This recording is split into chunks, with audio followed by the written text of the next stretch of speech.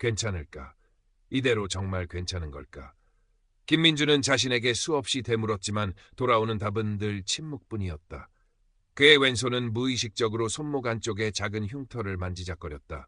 어린 시절 덧없는 꿈과 함께 새겨진 낙인 같은 흔적이었다. 35, 대기업 S전자의 과장.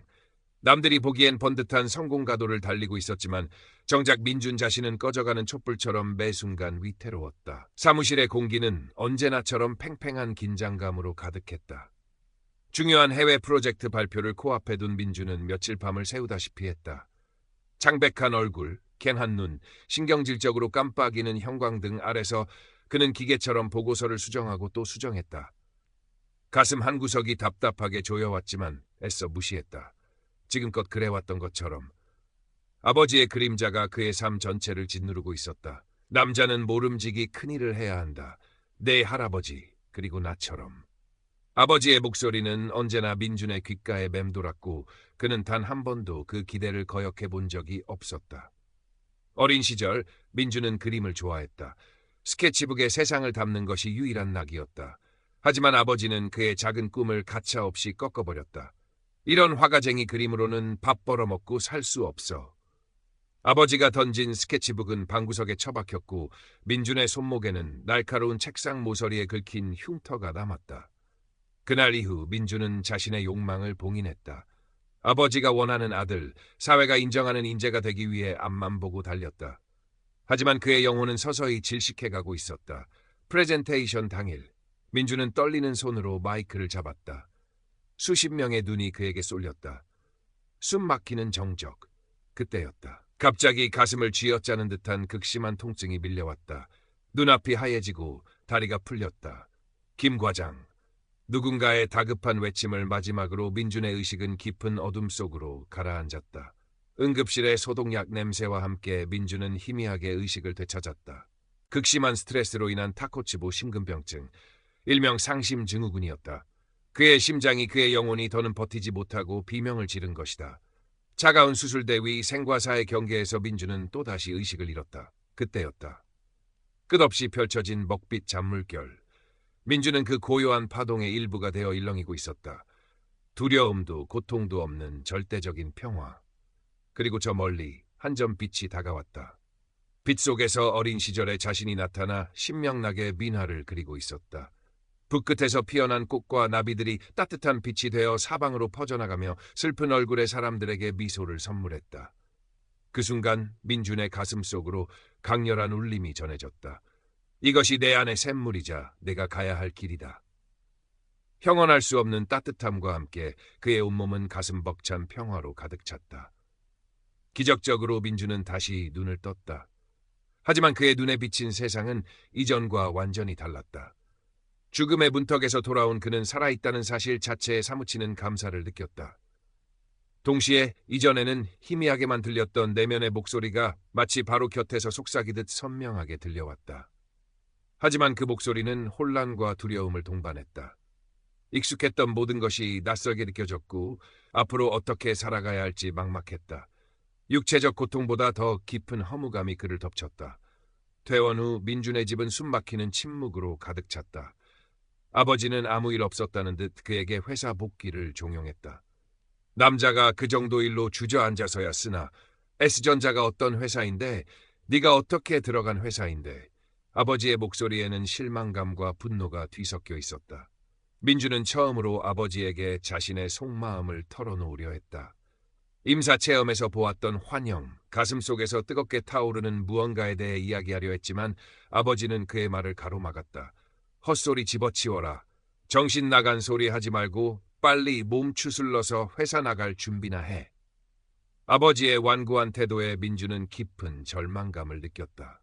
그의 유일한 안식처였던 여동생 수진조차 그의 변화를 쉽게 받아들이지 못했다. 오빠, 괜찮은 거야? 요즘 좀 이상해 보여. 아빠 말씀대로 일단 회사에 돌아가서 안정을 찾는 게 좋지 않을까? 수진의 걱정 어린 눈빛 속에는 이해할 수 없다는 당혹감이 서려 있었다. 민주는 철저히 혼자였다. 답답함을 견디다 못한 민주는 무작정 집을 나섰다. 정처 없이 걷던 그의 발길이 닿은 곳은 서울 근교 북한산 자락에 위치한 오래된 한옥 찻집. 무견이었다. 고즈넉한 풍경과 은은한 먹냄새에 이끌려 들어선 그곳에서 민주는 찻집 주인이자 민화 작가인 박노인을 만났다. 희끗한 머리에 온화한 미소를 지닌 박노인은 민준의 위태로운 눈빛을 단번에 알아보았다. 그는 아무것도 묻지 않고 따뜻한 대추차 한 잔과 함께 빛바랜 화선지와 붓 몇 자루를 내밀었다. 마음이 복잡할 때는 그저 손이 가는 대로 움직여보는 것도 좋다네. 몇 년 만이었을까. 민주는 떨리는 손으로 붓을 잡았다. 처음에는 어색했지만 이내 손끝에서부터 잊고 지냈던 감각이 되살아나는 것을 느꼈다. 하얀 화선지 위에 서툰 필치로 그려지는 것은 이름 모를 들꽃 한 송이였다. 눈물이 왈칵 쏟아졌다. 그림을 그리는 동안 그는 처음으로 살아있음을, 그리고 자신이 온전히 자신임을 느꼈다. 박노인은 조용히 민준의 곁을 지키며 말했다. 그림은 기교가 아니라 마음을 담는 그릇이라네. 자네 마음속 이야기가 무엇인지 붓에게 한번 맡겨보게나. 무견에서의 시간은 느리게 흘러갔다. 민주는 매일 찻집으로 향했고 박노인이 내어준 작은 골방에서 그림을 그렸다. 때로는 어린아이처럼 순수한 마음으로, 때로는 폭풍처럼 격렬한 감정을 토해내며 그는 자신의 내면을 화폭에 담아냈다. 임사체험에서 보았던 환영들이 그의 그림 속에서 되살아났다. 빛을 머금은 꽃과 나비, 자유롭게 유영하는 물고기, 그리고 평화로운 미소를 띤 사람들. 그림을 그릴수록 그의 마음은 점점 더 맑아졌고 세상은 새로운 의미로 다가왔다. 수지는 변해가는 오빠의 모습을 가장 먼저 알아차렸다. 처음에는 그저 현실 도피라고 생각했지만 민준의 그림에서 느껴지는 진솔함과 평온함은 그녀의 마음을 움직였다. 수지는 몰래 민준의 그림들을 사진으로 찍어 자신의 SNS에 올리기 시작했다. 그리고 얼마 지나지 않아 뜻밖의 연락이 오기 시작했다. 민준의 그림에서 위로를 받았다는 사람들, 그의 그림을 소장하고 싶다는 문의들이었다. 하지만 아버지와의 갈등은 점점 더 깊어만 갔다. 아버지는 민준이 회사를 그만두고 그림을 그린다는 사실을 가문의 수치로 여겼다. 네가 정녕 이 애비 얼굴에 똥칠을 하려는 게냐? 당장 그깟 종이 쪼가리들 치우고 회사로 돌아가. 아버지의 불호령이 떨어질 때마다 민준의 가슴은 무너져 내렸지만 그는 더 이상 과거처럼 아버지의 뜻에 맹목적으로 순종할 수 없었다. 그의 심장은 이미 다른 길을 가리키고 있었다.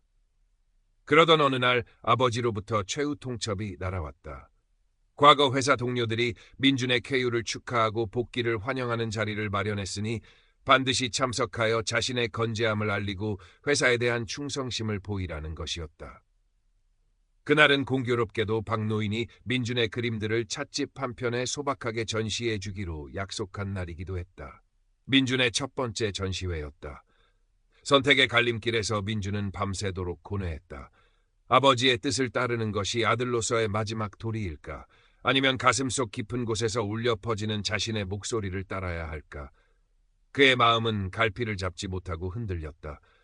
어둠 속에서 그는 다시 한번 임사체험 때 보았던 환영을 떠올렸다.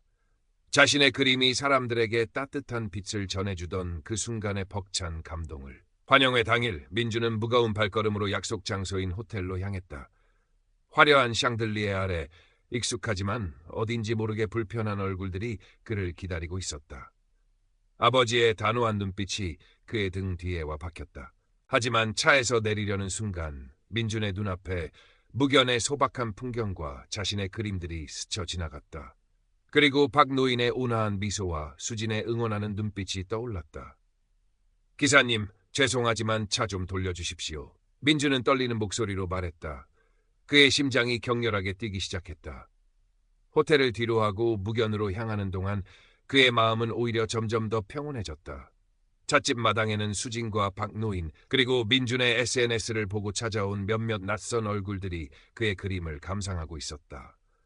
화려한 호텔 연회장과는 비교할 수 없이 소박한 풍경이었지만 그곳에는 진심 어린 따뜻함이 넘실거리고 있었다. 민준은 자신의 이름이 적힌 작은 그림들 앞에 섰다. 서툴지만 진심을 담아 그린 그의 첫 작품들이었다. 그 순간 아버지에 대한 죄송함과 세상의 시선에 대한 두려움이 눈 녹듯 사라졌다. 오롯이 자신의 마음이 이끄는 선택을 했다는 깊은 해방감과 함께 뜨거운 눈물이 뺨을 타고 흘러내렸다. 수진이 다가와 조용히 그의 손을 잡았다. 그 손길에서 민주는 세상 그 무엇과도 바꿀 수 없는 위로와 지지를 느꼈다. 아버지는 그곳에 없었지만 민주는 더 이상 외롭지 않았다. 몇 달이 흘렀다. 민주는 무견 마당 한쪽에 마련된 작은 작업실에서 매일 그림을 그렸다. 그의 그림은 박 노인의 도움으로 소박한 온라인 갤러리에 소개되었고, 그림을 통해 잔잔한 위로와 희망을 얻었다는 사람들의 따뜻한 메시지들이 그의 메일함으로 속속 도착했다. 때로는 작은 그림이 팔려나가기도 했지만 민준에게 중요한 것은 돈이나 명성이 아니었다. 자신의 그림이 누군가의 마음에 가닿을 수 있다는 사실 자체가 그에게는 더 없는 기쁨이었다. 아버지와의 관계는 여전히 냉랭했지만 예전처럼 서로에게 날선 말을 내뱉지는 않았다. 수진을 통해 간간히 서로의 안부를 전해 들었고, 아주 조금씩이지만 서로를 이해하려는 노력의 기미가 보이기 시작했다. 수진은 오빠의 가장 든든한 지원군이자 그의 그림을 세상에 알리는 홍보대사 역할을 톡톡히 해냈다.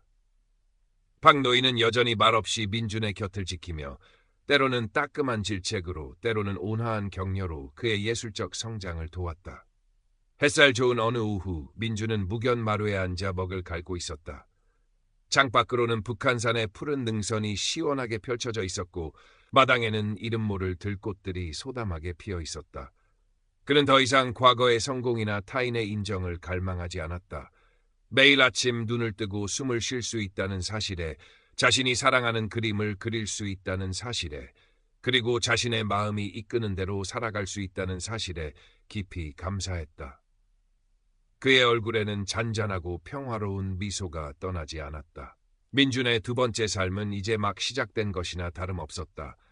여전히 서툴고 때로는 넘어지고 또다시 길을 잃을지도 모른다. 하지만 그는 더 이상 두렵지 않았다. 그의 심장은 이미 가야 할 길을 알고 있었고, 그의 곁에는 그를 믿고 지지해주는 사람들이 있었다. 민주는 조용히 붓을 들었다. 그의 마지막 내면 독백이 잔잔한 바람 소리처럼 그의 작업실을 감쌌다. 내 심장이 멈췄던 그날, 나는 비로소 숨 쉬는 법을 배웠다. 나의 두 번째 삶은 서툴지만 아름다운 한 폭의 그림처럼 그렇게 천천히 그려지고 있다. 그의 붓끝에서 새로운 이야기가, 새로운 생명이 피어나고 있었다.